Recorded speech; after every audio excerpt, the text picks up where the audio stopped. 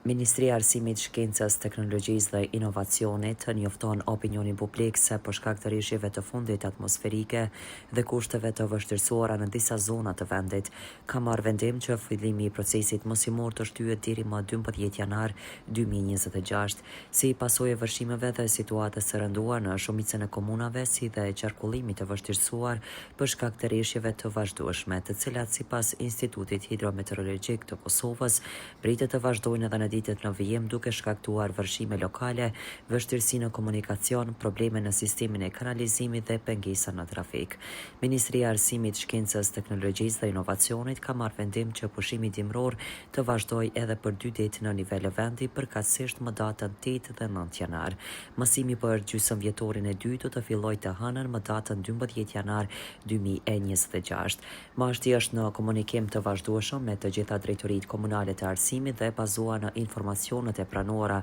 nga tereni, është konstatuar se fillimi i procesit mosimor i parapar për ditën e 8 është i pamundur. Për këtë arsye, procesi mosimor do të fillojë gjatë javës së ardhshme, ndërkohë që orët e humbura mosimore gjatë këtyre 2 ditëve do të zëvendësohen gjatë pjesës së dytë të vitit shkollor 2025-26 për të gjitha nivelet e arsimit para universitar. Ministria falenderon prindërit, nxënësit dhe mësimdhënësit për mirëkuptim dhe bashkëpunim, duke theksuar se siguria e nxënësve dhe e stafit arsimor mbetet prioritet kryesor.